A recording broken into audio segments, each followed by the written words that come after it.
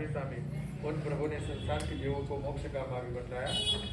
हमने चातुर्मास प्रारंभ के बाद में कुछ ही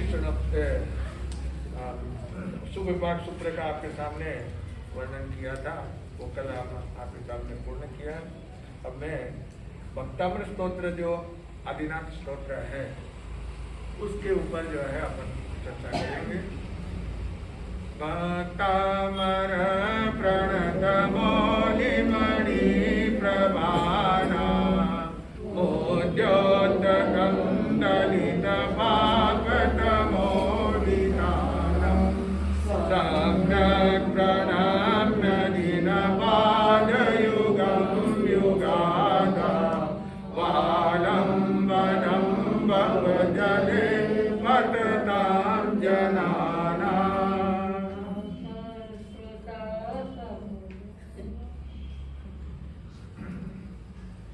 भक्तामृत स्तोत्र, अगर हम ये तो आपको मालूम है कि भाई आदिनाथ भगवान का स्तोत्र है, लेकिन अगर इसे पूछा जाए, क्योंकि हर स्तोत्र के अंदर तीर्थंकर का नाम, स्तोत्र स्तुति वगैरह होती है, तो तीर्थंकर का नाम होता है, तो मालूम पड़ता है कि ये उनका है। ये तो ऊपर में हेडिंग में आपने दे दिया कि आदिनाथ स्तोत्र, क्या है ऊपर हेडिंग में है, दे देते हैं कि आदिनाथ स्तोत्र है, इसलिए मालूम है कि भाई ये भक्तामृत स्तोत्र किसकी स्तुति है? आदिनाथ भगवान की स्तुति है। लेकिन इसके अंदर नाम कहाँ है? पूरे 48 श्लोक के अंदर कहीं पर भी नाम नहीं है कि ऋषभदेव भगवान का आदिनाथ, काला बाबा का गोरा बाबा नहीं, काला बाबा के नाम से ऋषभदेव भगवान को जो है ऋषभदेव केसरियानाथ, चाहे केसरियानाथ बोलो, है ना, 1008 नाम है, तो कुछ भी नाम। लेकिन इस भक्तामृत स्तोत्र के अंदर आचार्य मानतंग सूरी ने जो इसकी रचना की है, भक्तामृत स्तोत्र की रचना एक विशेष प्रसंग के वश हुई है, क्योंकि जितने भी स्तोत्र वगैरह की रचना होती है, शास्त्र ये तो होता है जो शास्त्र आगम है हमारे, वो तो भगवान की वाणी है, लेकिन जितने स्तोत्र है, स्तुति है, स्तवन है, गीत है, तो ये कुछ न कुछ जो है गीतकार संगीतकार जो होते हैं, लेखक होते हैं, कवि होते हैं, तो वे अपनी रचना करते हैं। तो मानतुंग आचार्य जब धारा नगरी के अंदर भोज राजा का राज्य था, और वहां पे उस समय कुछ पंडित जो उनके सभा के अंदर पंडित लोग थे, जो ब्राह्मण, पंडित कौन होते हैं? ब्राह्मण होते हैं, और वे वेदों के वगैरह के जो है वो ज्ञाता होते हैं, पुराणों के ज्ञाता होते हैं, और उनके पास में ये मंत्र तंत्र वगैरह ये सब बहुत कुछ सिद्धियां जिनके पास में होती है। तो उस समय वहां पे सभा के अंदर ये चर्चा चल रही थी कि आज किसके पास में कौन सा मंत्र है जिस मंत्र का प्रभाव प्रत्यक्ष में देखने को मिले। तो उसके विषय के अंदर जो है सब अपने अपने हिसाब से बात कर रहे थे, क्योंकि सब अपने जो जिस मंत्र को जो गठन करता है, जिस मंत्र की वो रचना करता है, जिस मंत्र का वो जाप करता है, तो उस मंत्र की वो क्या करेगा? अपनी बात रखेगा। तो हमारे बहुत सारे जो है वैष्णव समाज के अंदर तंत्र मंत्र वगैरह ये बहुत उपयोग होता है, और उसमें पंडित लोग जो है वो तो होते ही हैं, मंत्रों के जो है ज्ञाता होते हैं। यंत्र, मंत्र और तंत्र, कितने 3 चीजें होती हैं। एक यंत्र होता है, यंत्र जो कोष्टक बनाए, जो खाली कोष्टक होता है, अंक होते हैं उसमें नाम नहीं होता, सिर्फ जैसे 65 यंत्र, 65 मंत्र है, वो श्री नेम ईश्वर संभव साम अपन पाठ करते हैं, बोलते हैं वो।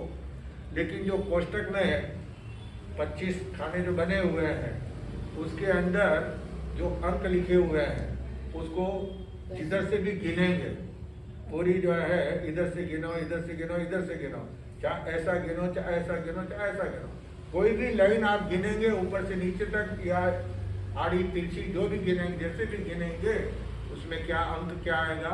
65 आएगा, 65 आएगा। उससे न कम आने वाला न ज्यादा आने वाला। तो ये होता है यंत्र, इसको क्या बोलते हैं? यंत्र होता है। और यंत्र जो है कई प्रकार के होते हैं, बहुत सारे मंत्र यंत्र वगैरह जो है बने हुए हैं और बहुत सारी पुस्तकों में भी जो है छपा हुआ है। अपने नवपद जी का जाप करते हैं, नमो रेताण नमो सिद्धाण नमो आर्यण नमो ज्ञान नमो लेसर नमो नानस नमो दंसनस नमो चारित्रस नमो तवस, ये नवपद है। कई कई के लोग क्या समझते हैं 105 नमो करो ये नवपद है, ये नवपद नहीं है, 5 तो पद है। नमो रेताण से लगा करके नमो लेसर, ये 5 पद है पंच परमेश्वरी। अब इसमें जो है ये 4 जो है पद, नमो नानस ज्ञान मतलब ज्ञान, नमो दंसन से यानी दर्शन, नमो चारित्र से यानी चारित्र, और नमो तव से यानी तप, ये 4 मिलाते हैं तो 9 पद होता है। तो ये सभी जो है मंत्र है। क्या है? ये अक्षर जो है वो मंत्र है और उन मंत्रों का कई प्रकार से प्रयोग किया जाता है। नमो रेताणम का किस विषय में प्रयोग किया जाता है, नमो सिद्धानम का किस विषय में प्रयोग किया जाता है, ये बहुत सारी बातें जो है पुस्तकों में छपा हुआ है। और सीधा नौकार मंत्र पूरा बोलते हैं तो उसमें लेकिन एक शॉर्ट के अंदर में भी नाम है, असियाय उषाय नमः। तो ये जो है मंत्र वही नमो रेताणम जो है किस विषय के अंदर है, नमो सिद्धानम कैसे किस विषय के अंदर है, ये सब 9 ग्रह जैसे होता है। तो ये 9 पद जो है हमारे क्या है मंत्र का कार्य करते हैं। तो ये मंत्र है। कई शास्त्र की गाथाओं के ऊपर मंत्र बने हुए हैं, कल्याण मंदिर स्तोत्र के ऊपर मंत्र बने हुए हैं, ये भक्तामृत स्तोत्र के ऊपर मंत्र बना हुआ है। एक एक गाथा इसमें 48 गाथा है। 48 गाथा क्या क्या काम आती है वो भी आपको मैं बताऊंगा। इसका जाप किस प्रकार जो है होता है वो करने से क्या लाभ हो सकता है, लेकिन उसमें होनी चाहिए श्रद्धा, एक आस्था। किसी भी चीज में जब तक हमारी आस्था नहीं होगी, हमारा विश्वास नहीं होगा, तब तक जो है वो हमें पूर्ण रूप से फलदायी, उसमें आस्था होना और फिर उसमें जाप करते समय थोड़ी हमारी एकाग्रता होनी चाहिए। विधि सहित हमें जाप करना पड़ता है। जो भी मंत्र को साधन बिना साधन किए उसका फल प्राप्त नहीं होता।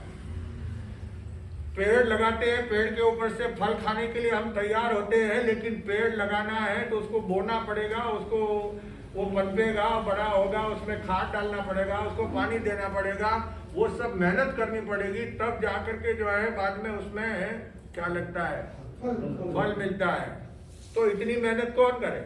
हमको तो क्या चाहिए सीधा, है ना। जैसे साधु संत मैंने पहले भी कहा, कुंड पोवे मैंने कुंड सफाई करे, कुंड पोवे और मारा सीधी जो है क्या। अब कौन किसान जो है खेत के अंदर अनाज पैदा करता है, बाजार में बेचता है, आप खरीद करके लेके आते हैं, फिर उसको साफ सफाई वगैरह करके फिर उसको पिसाते हैं, आटा तैयार होता है, फिर उसको जो है गोंद गुंदा करके जो है लोया बनाया जाता है, बटना पड़ता है, फिर उसको तो तवे के ऊपर सेकना पड़ता है, तब क्या बनती है। तो आपको जो है क्या करनी पड़ती है, मेहनत करनी पड़ती है। भारत को ये सब मेहनत करने की जरूरत नहीं है। कहीं सोचता है भाई सीधा सामने रखे पात्र और है ना। तो आप क्या चाहते हैं कि हमको भी ऐसे सीधा मिल जाए, है ना, सीधा मिल जाए, कोई मेहनत करने की जरूरत नहीं, कोई दान पुण्य करने की जरूरत नहीं है ना। बिना कुछ किए हुए फल प्राप्त नहीं होता। रावण के पास में इतनी सिद्धियां उसके पास में थी, इतनी विद्याएं उसके पास में थी, 1000 विद्या, कितनी 1000 विद्या, लेकिन वो ऐसे थोड़ी मिल गई। उसने साधना की, तप किया, उसने एक पांव पे खड़ा रहा, सूर्य की आतापना ली, उपवास किया, तब जाकर के उसको जो है विद्या मिली। और वो भी 2-4 महीना, 1-2 महीना नहीं, 1000 वर्ष, इतना इतनी उसने साधना की, तब जाकर के उसको जो है क्या मिली, सिद्धियां मिली, है ना। तो हर चीज का कुछ न कुछ अपने को बिना मेहनत के, बिना खर्चे के है ना, कुछ भी होता नहीं है।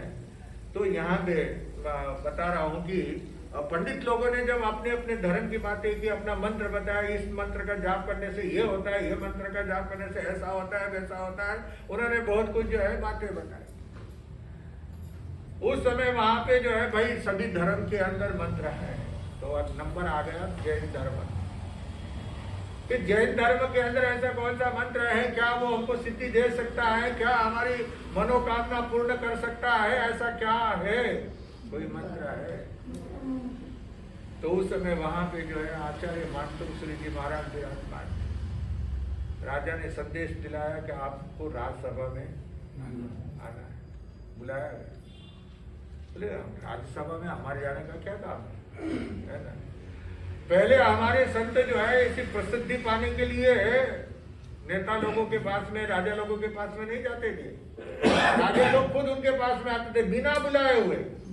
अभी तो आपको जो है प्रसिद्धि पाने के लिए कि महाराज के पास में इतने बड़े नेता आए, वो नेता को बोलना पड़ता है, उससे टाइम लेना पड़ता है, उसको लेने के लिए जाना पड़ता है, फिर उसको वो टाइम देता है, अभी मैं इतने बजे आऊंगा और 5 मिनट रुकूंगा, 10 मिनट रुकूंगा, वो शर्तें होती है उसकी, है ना।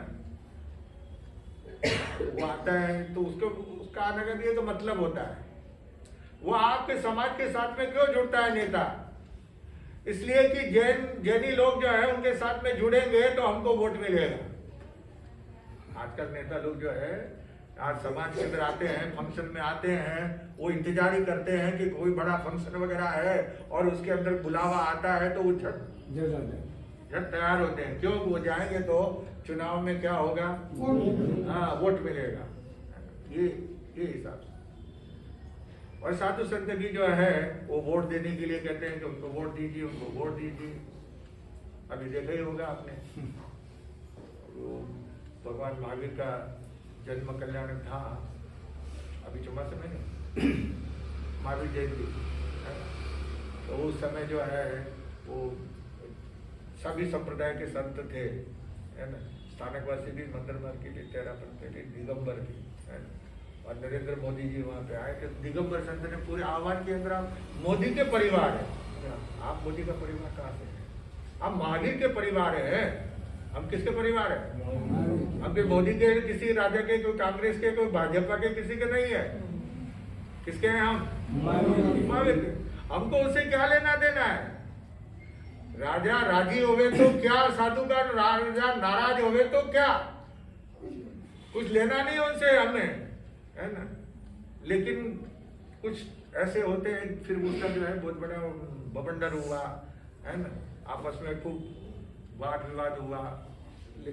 तो इसलिए यहाँ पे आचार्य मानतंग को कहा गया कि आपको साधु को क्या काम है वहाँ राज्यसभा में जाने का, क्या जरूरत है, लेकिन फिर भी बार बार बुलावा है तो जाना पड़ता है, क्योंकि राज नहीं तो क्या, अगर राजा की बात नहीं मानते हैं, राजद्रोह होता है, तो उस हिसाब से जो है जाते हैं।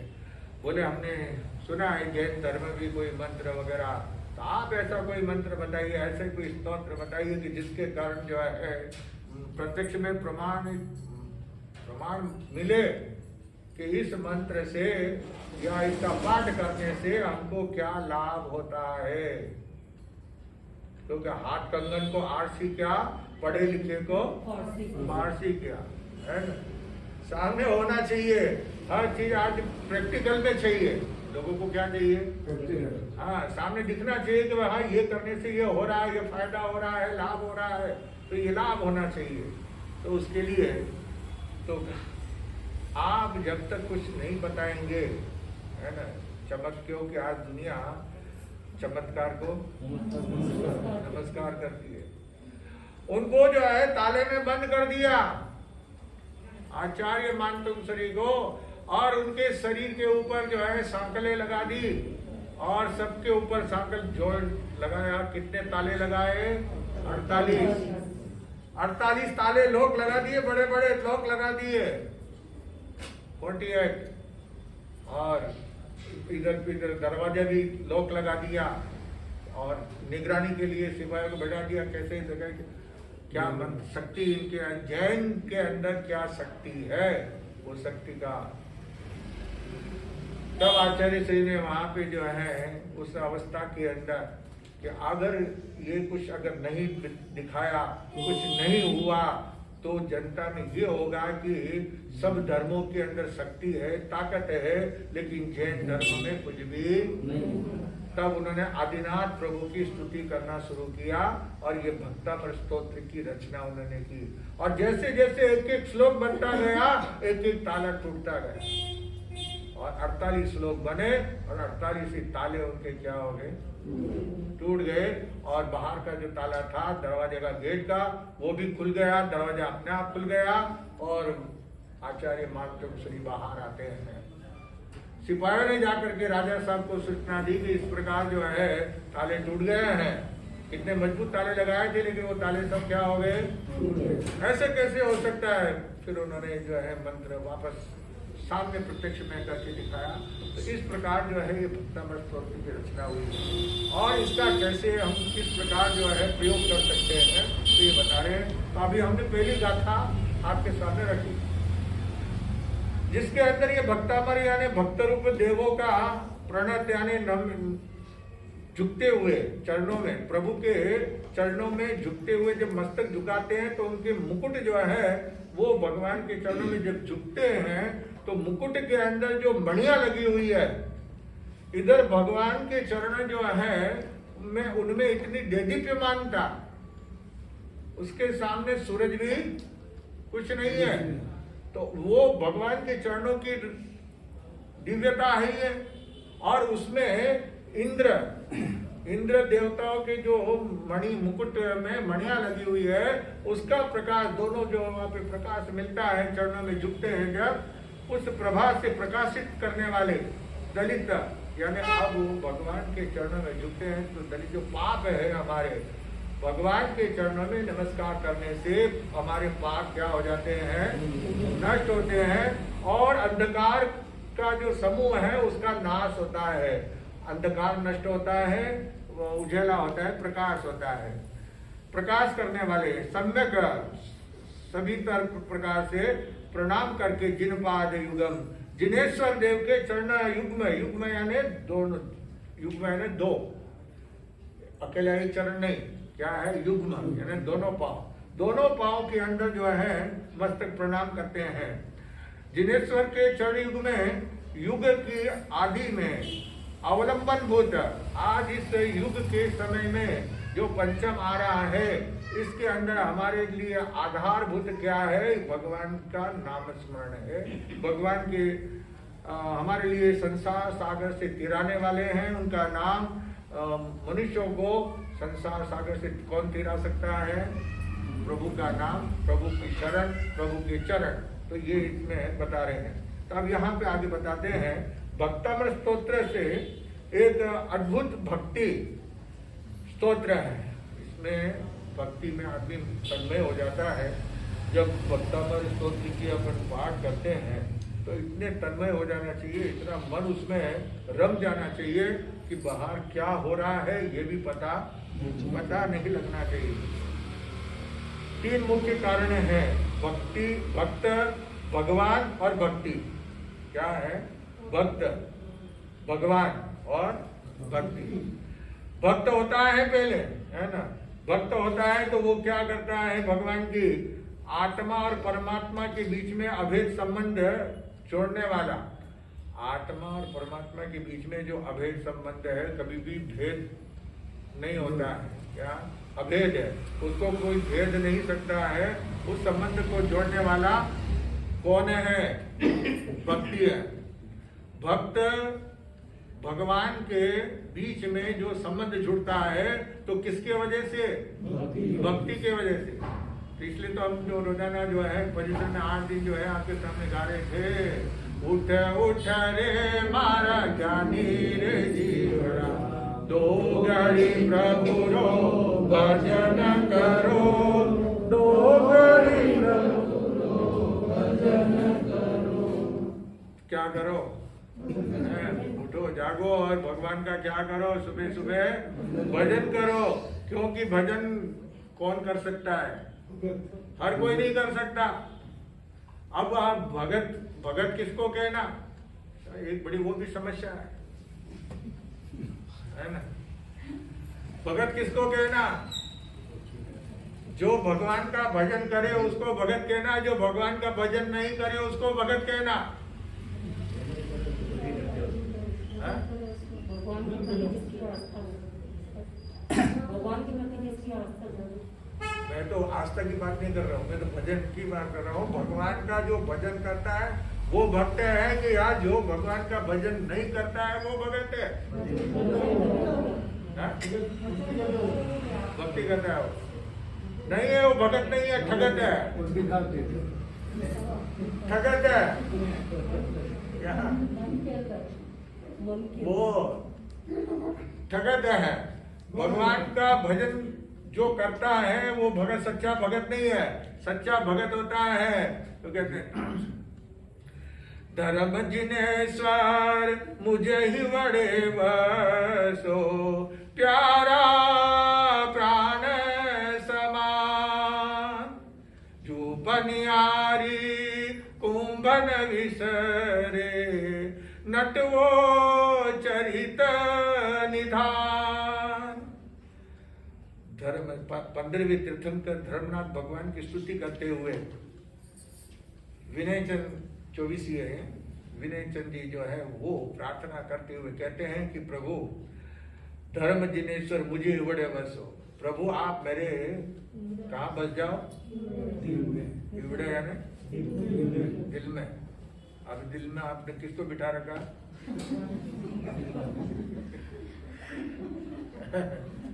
किसको बिठा रखा? हाँ?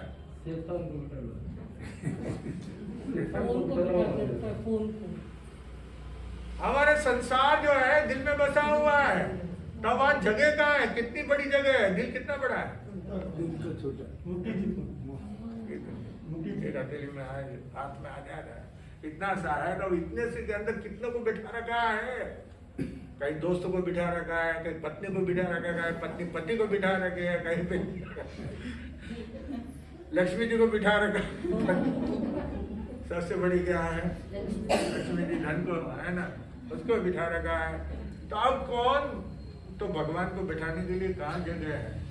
इतने को तो पहले बसा रखा है अंदर में, तो फिर भगवान को कहाँ बिठाएंगे? छोटा है, जगह बहुत बड़ी है। माता पिता को भी बिठाया, माता पिता को तो बाहर निकाल देते। बुढ़ापे में माँ बाप को जो है क्या कर देते हैं? अनाथ आश्रम में भेज देते हैं। घर में बुढ़ा आदमी की फैशन को निकाल बुढ़ा आदमी की फैशन नहीं है, नवयुवक की फैशन है। तो मैं आपको कह रहा हूँ धर्म प्यारे प्राण सब प्राण समान भगवान हमारे जो है प्राण। एक हर सांस के अंदर हमारा नाम, मुंह से नाम नहीं निकलना चाहिए, लेकिन हमारे भीतर में वो बसना चाहिए। तभी सच्चा भगत होता है कि मैं पलक न विसरू चितारू नहीं। प्रभु मैं आपको कभी याद नहीं करूं और कभी भूलू नहीं। क्या याद भी नहीं करूं और भूलू भी नहीं? तो दो बात कैसे हो सकती है? दो बात कैसे होगी? एक बात हो सकती है मैं याद ही नहीं करूं, खत्म किस्सा, और या याद करता हूं, भूलू नहीं।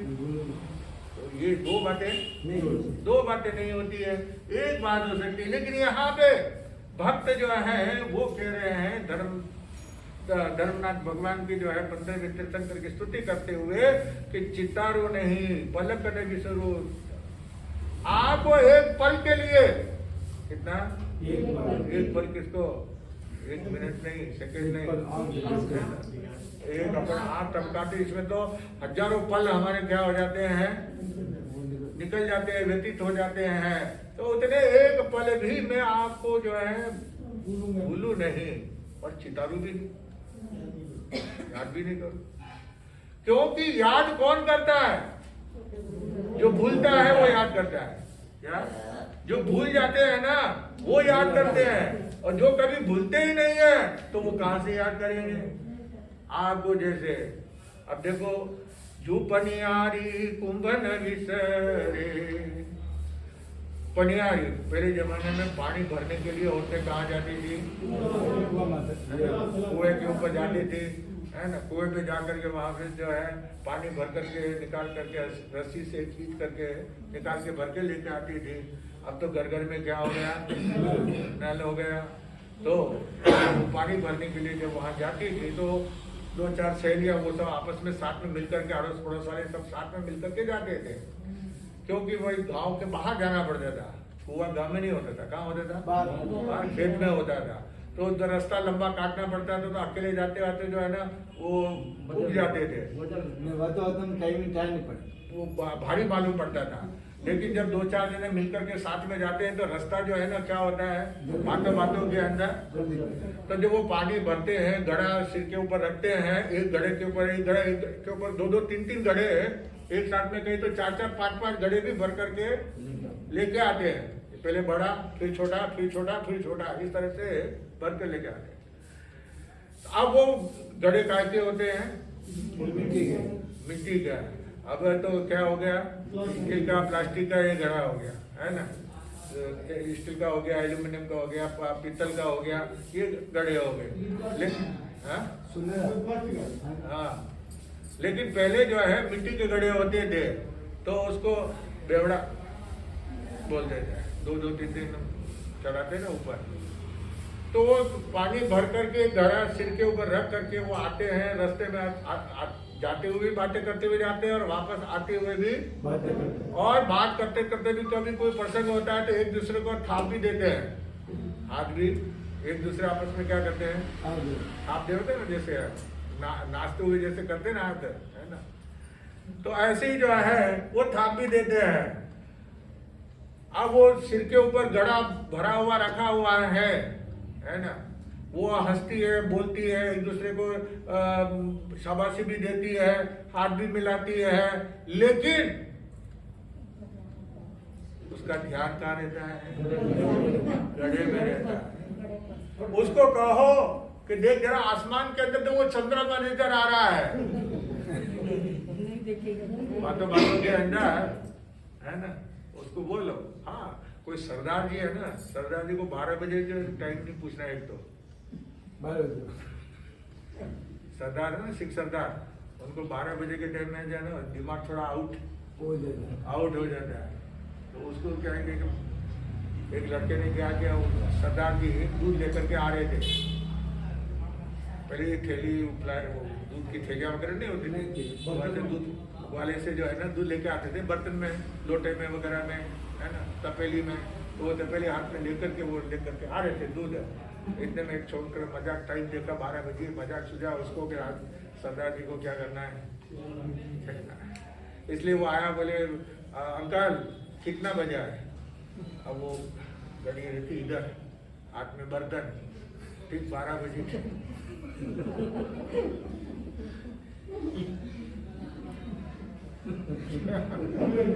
हाथ घुमा दिया तो क्या हुआ, सारा दूध पीछे गिर गया। 12 बजे, लेकिन कभी भी सरदार जी 12 बजे करके नहीं बोलेंगे। 1 मिनट कम, 1 मिनट ज्यादा, 2 मिनट कम ज्यादा बोलेंगे, लेकिन फिक्स 12 बजे करके, क्योंकि सरदार जी की 12 बजे वो कहावत बनी हुई है, इसके लिए वो कभी भी 12। तो ये उस समय उनका दिमाग क्या होता है, आउट हो जाता है। तो इसलिए वो सरदार जी ने बेचारे का नुकसान हो गया। तो अरे छोकरा बड़ा बदमाश था, मेरा दूध गिरा दिया। तो लेकिन पानी के घड़े सिर के ऊपर लेकर के आ रही है, उन घड़े से स्त्रियों से कोई कहे कि तुम चंद्रमा को देखो या सूरज को देखो या ऊपर मंजिल में देखो कौन खड़ा हुआ है, क्या कर रहे हैं, देखो पतंग कितनी ऊपर गई है, कुछ भी बोलो ऊपर दिखाने के लिए, तो वो क्या सिर ऊपर करेगी? क्यों? वो बातें कर रही है, एक दूसरे को थाप दे रही है, हंस रही है, बोल रही है, मजाक भी कर रही है, शरीर हिल रहा है, पांव से चल रहे हैं, लेकिन उसका ध्यान कहाँ रहता है? घड़े में रहता है। कितनी एकाग्रता उसकी होती है। प्यूवणी पद्मणी स्त्री जो है, पहले जमाने में जब शादी हो जाती थी, सगाई हो जाती थी, सगाई होने के बाद में उधर उसको पूछो कि तेरे किसके साथ में सगाई हुई, तो नाम बोलती, पति का नाम। ना तो स्त्री जो है पति का नाम बोलती है और ना पति जो है स्त्री का नाम बोलते है ना, बोलते नहीं। तो वो कभी भी नाम मुंह के ऊपर नहीं लेकर के आती, तो कभी वो नाम लेती नहीं है, तो क्या वो भूल जाती है क्या नाम है? नाम भूले? अरे सपने में भी नहीं भूले, नींद में भी नहीं भूलेंगे नाम है? कोई आवाज क्या अगर भूल जाते हैं तो कोई नाम आवाज पुकारेंगे तो आप क्या क्या जवाब देंगे, किसको पुकार रहे हैं? आज साहब घर के ऊपर पहले जमाने में आते दरवाजे में छाकल होती थी, ये आजकल जो है ना लोग वैसा नहीं होता, कड़कड़ होती थी छाकल, ऊपर कड़ी में लगाते थे, तो वो सांकल को पकड़ करके क्या करते थे, वो खड़ी हो जाती थी। कोई बाहर आवाज देता है ना तो वो स्त्री जो है सांकल को खड़ी हो जाती थी। वो आवाज लगाते सा उत्तम चंसा है क्या, या तो वो मुंह से वो टच टच कर दी तू बोलते नहीं ना, बाहर किसी से वार्तालाप नहीं, या फिर वो सांकल बजा करके घर में है कैसा हाथ हिलाए, या वो सांकल हिला हिला करके जो है ना वो बोलते हैं, तो घर में नहीं है। अब उसको नाम पुकारा गया, वो कभी नाम लेती नहीं है, कभी माला फेरेगी बैठ करके उत्तम चंद जी उत्तम चंद माला फेरोगे नाम कोई माला भी करते हैं, किसी कोई भी स्त्री पति के नाम की माला करती है नहीं। लेकिन वो नींद में भी उसको आप पुकारेंगे तभी वो पहचान जाएगी कि ये मेरे पति को पुकार रहे हैं, वो आवाज दे रहे हैं, मेरे पति का नाम पूछ रहे हैं। वो नाम नहीं लेती है, लेकिन वो नाम कभी भी भूलती नहीं, भूले नहीं। तो इसी तरह से भक्त, सच्चा भक्त वो होता है कि जो कभी भगवान का नाम नहीं लेता, परंतु घट के अंदर बसा, हर समय परमात्मा घट में बसे हुए हैं भीतर के अंदर, तो वो जो है सच्चा भगत होता है। नाम ऊपर से तो नाम फेरे, मुख में राम बगल में मुख में राम बगल में छुरी। अपने इधर तो मुंह में जो है भगवान का नाम ले रहे हैं और अंदर में जो है क्या है, छुरियां चल रही है, तो वो क्या नाम है, क्या फायदा? कोई फायदा नहीं है। तो इसलिए यहाँ पे कह रहे हैं कि भगवान भक्त, भक्त सच्चा भक्त वो होता है जो भगवान को हमेशा अपने हृदय में, और जब वो हृदय में बसाता है तब उसकी सच्ची भक्ति भी सामने आती है, और जहाँ पे उसकी सच्ची भक्ति होती है तो वहाँ पे भगवान को भी उसके सामने आना पड़ता है। तो परमात्मा का जो है मिलन किससे होता है, यानी भक्ति, यानी कि आत्मा और परमात्मा का मिलन। आत्मा में परमात्मा का मिलन होता है, किससे होता है? भक्ति से। बिना भक्ति के तो इसलिए पहले भक्त बनना पड़ेगा, और भगवान का जो है अपने हृदय के अंदर परमात्मा को बिठाना होगा, और तब हम भक्ति कर पाएंगे। और तब जब सच्ची भक्ति होगी तो हमारी आत्मा में परमात्मा का क्या होगा? वास होगा, मिलन होगा। दो जने मिलते हैं तो उसको है ना, आप जैसे वो करते हो ना स्नेह मिलन, क्या करना है स्नेह मिलन रखते हो ना, भोज रखते हो, जीवन रखते हो, सारा अपने कांटा के अपने आजू बाजू के जो क्षेत्र पास में हमारे गांव लगते हैं, या गोत्री भाई होते हैं, एक ही परिवार है ना। जैसे आप इस संघ यात्रा लेके गए बिलावास संघ है ना, तो बिलावास वाले जितने भी है उनको लेके गए ना, है ना। तो ये इसी तरह से ये वो आपस में मिल जाते हैं, उसको मिलन कहते हैं। जो आपस दूसरा कभी नहीं मिलते, लेकिन प्रसंगवश मिलाप होता है।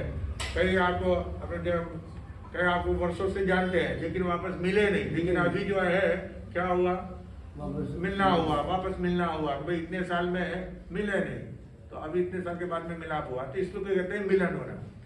तो जीव जो है वो जीव जो है शिव बनता है। क्या हमारा जीव क्या बन सकता है? शिव बन सकता है। कब बन सकता है? कि जब हमारी भक्ति होगी, हम सच्चे भगत बन जाएंगे। सच्चा भगत बन जाऊं भगवान तुम्हारा अब मैं, सच्चा भगत बन जाऊं भगवान तुम्हारा अब मैं, क्रोध निकट नहीं आने देऊं, क्रोध निकट नहीं आने देऊं, शस्त्र चूक क्षमा का लेऊं, शस्त्र चूक क्षमा का लेऊं, दूर ही मार भगाऊं भगवान तुम्हारा अब मैं, सच्चा भगत बन जाऊं भगवान तुम्हारा अब मैं। क्या बन जाऊं? तो अपने को क्या बनना है? सच्चा भगत बनना है ना। सच्चे भगत के अंदर नाम कब आएगा? सच्चे भगत चंदन बाला सच्ची भगत बनी थी कि जिसके कारण भगवान महावीर जो लौट करके गए थे वो वापस लौट के आ गए। ये थी उसकी सच्ची भक्ति। सच्ची भक्ति होती है तो गया हुआ भी वापस आ जाता है। तो इसलिए यहाँ पे बता रहे हैं कि शिव जब हमारे भीतर के अंदर परमात्मा बस जाते हैं तो हमारी आत्मा शिव बन जाती है, और अगर परमात्मा हमारे आत्मा में नहीं बसता है तो शिव की जगह पे सौ बन जाता है। सौ और शिव में क्या फर्क है? एक मात्रा का ई की मात्रा है ना, ई की मात्रा का फर्क है। सौ के अंदर जो है एक मात्रा लगा दी ई की तो क्या बन जाएगा? शिव बन जाएगा। लेकिन कब बनेगा? क्यों भक्ति होगी तो। भक्ति होगी, सच्ची भक्ति वो करता है तब तो जो है। और सच्ची भक्ति कब होती है? कि जब उसकी जो है क्रोध, मान, माया, लोभ, ये चार कसाय है, ये चार उसकी कसाय जो है पतली पड़ जाती है। कसाय उससे जो है कसाय को दूर हटा देता है और तभी वह सच्चा भगत बन सकता है। जब तक हमारे भीतर में ये कसाय बसा हुआ है, क्रोध वगैरह बसा हुआ है, तब हम सच्चे भगत कैसे बन सकते हैं? तो इसलिए ये सब टाइम तो हो गया, घड़ी का काटा है ना। तो ये बात अभी और अपन कल करेंगे है ना। सच्चा भगत कौन कैसे बनता है वो चर्चा करेंगे कल। चरित्र के अंदर बताया था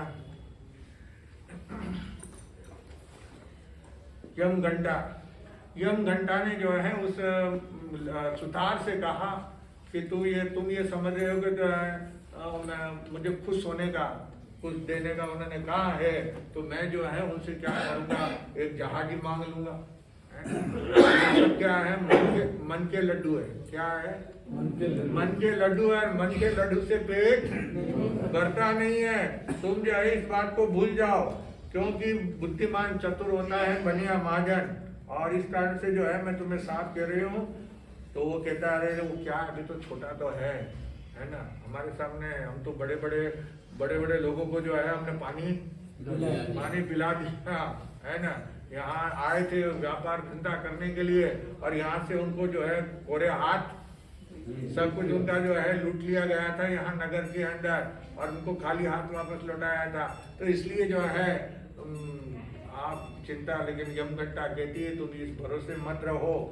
मैं तुम्हें एक बात बताती हूँ, बुद्धि का विस्तार कैसे होता है। क्योंकि संसार में कोई काम कठिन नहीं होता है ना। तो उसके लिए एक घर की बहू ने, सेठ के घर की बहू ने राजा का आधा राज ले लिया अपनी बुद्धिमानी से। किसे? बुद्धिमानी से जो है अपने नाम करा लिया उसने आधा राज इनाम के अंदर। तो उसकी कथा जो है मैं तुझे सुनाती हूँ। यमघंटा बोल रही है कि बुद्धि का क्या परिणाम होता है। सुनो। चंपा नाम की नगरी थी। उस चंपा नगरी के अंदर जो है एक बुढ़िया रहती थी। कौन थी? बुढ़िया।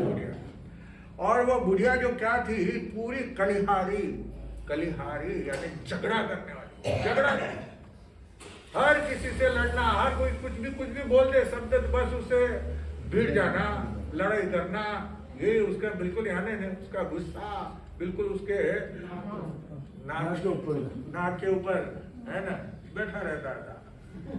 उसके आगे पूरे गांव वाले परेशान हो गए, हार गए उससे। उससे पार भी नहीं पार सकते थे। कोई बोल देता का मासा प्रणाम, तो उसी खाली वो प्रणाम करे उसमें लड़े। अब भाई सामने वाले ने प्रणाम कहा है, नमस्कार कर रहा है, तो उससे क्या लड़ने का है? क्या देख के प्रणाम किया तूने? कौन हूं? मैं क्या भगवान हूं? क्यों मुझे नमस्कार किया? क्या कारण है? क्यों मेरी जो है मस्करी कर रहा है, मजाक उड़ा रहा है मेरी?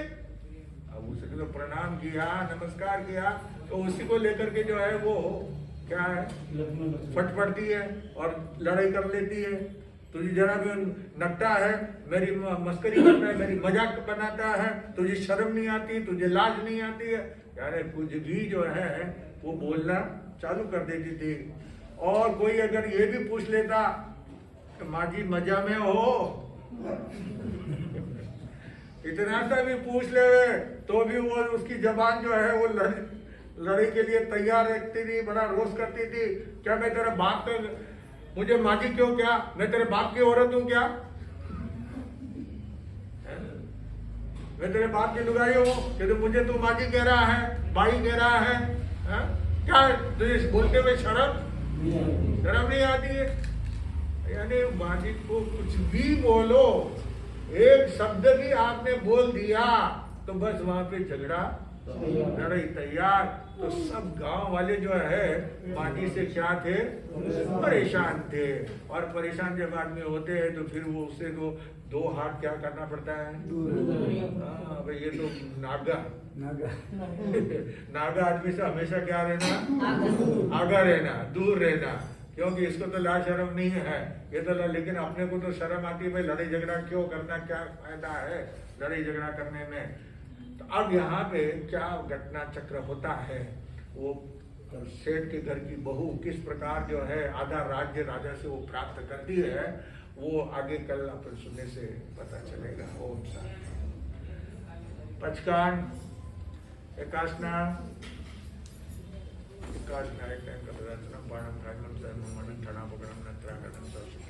वो श्री एकाशना करने वालों को आयमेल उपवास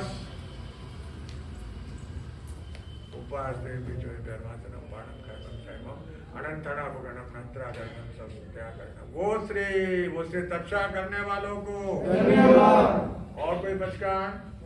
आज की माला जो है भगवान महावीर स्वामी के नाम की एक माला पहना, और अभी जब तक नहीं खाओगे तब तक अपस्कार है। वो श्री चतारी मंगलम मरियंता मंगलम सिद्धा मंगलम साहू मंगलम केवले पनंतो धमो मंगलम। चतारी लोगतमारियंता लोगतमा सिद्धा लोगतमा साहू लोगतमा केवले पनंतो धमो लोगतमा। चतारी शरणम पवज्जामि अरियंते शरणम पवज्जामि सिद्धे शरणम पवज्जामि साहू शरणम पवज्जामि केवले पनंतो धमो शरणम पवज्जामि। अरियंतों का शरण, सिद्धों का शरण, साधुओं का शरण, केवले प्रपिता धर्म का शरण, चार मंगलिक चार उत्तम। और सन्ना ने कोई होगा जो भवि प्राणी करे आराधन, उसका अजर अमर पद होगा।